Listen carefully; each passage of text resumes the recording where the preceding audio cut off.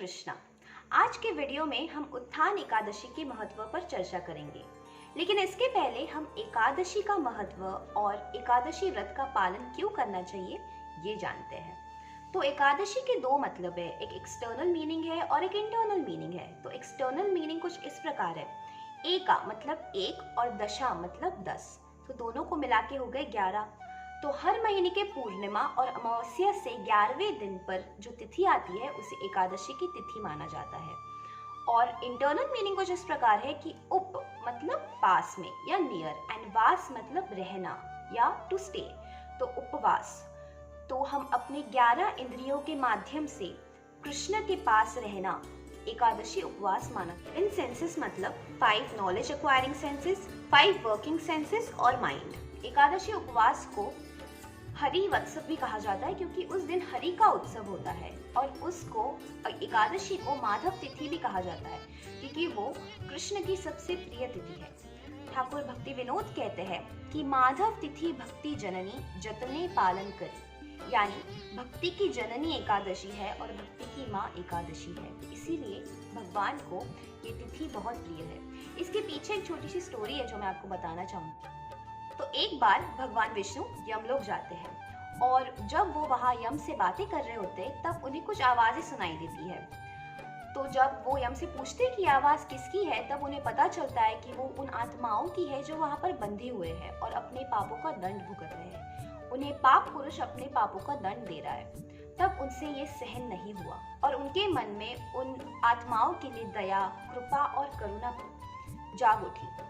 तो उसी दया, उसी करुणा और उसी कृपा ने एकादशी का रूप धारण किया, और भगवान ने स्वयं एकादशी को वरदान दिया कि जो भी एकादशी की तिथि पर एकादशी व्रत का पालन करता है, उनके नाम का स्मरण करता है, कीर्तन करता है और श्रवण करता है, उन्हें इस दुनिया की सबसे दुर्लभ चीज, रेयर भक्ति, कृष्ण भक्ति प्राप्त होती है। इसीलिए भगवान को यह तिथि बहुत प्रिय है।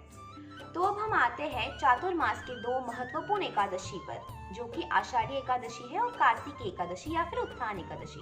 ये दो एकादशी बहुत महत्वपूर्ण है क्योंकि पूरे साल में भगवान कृष्ण अपने भक्तों के सामने ऐश्वर्य रूप में प्रकट होते हैं, लेकिन इन दोनों तिथियों के दिन भगवान अपने यादों को स्मरण करते हैं, अपने गोपी और गोपीजन की यादों को स्मरण करते हैं, और इसीलिए वो भक्ति भाव का रूप प्रकट करते हैं।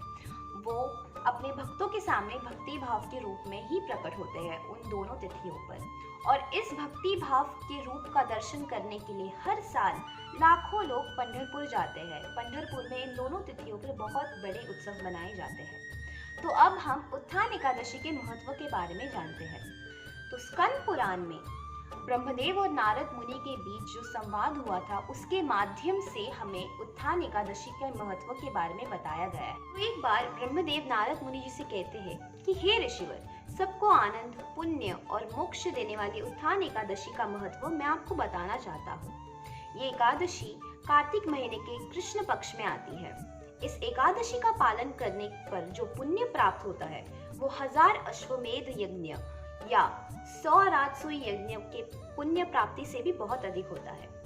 इस एकादशी व्रत का पालन करने पर हमारे मंदार पर्वत जितने पाप का भी नाश हो सकता है।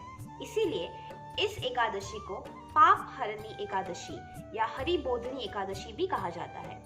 इस एकादशी का पालन करने पर तीनों लोगों के सभी धाम हमारे घर में वास करने आते हैं।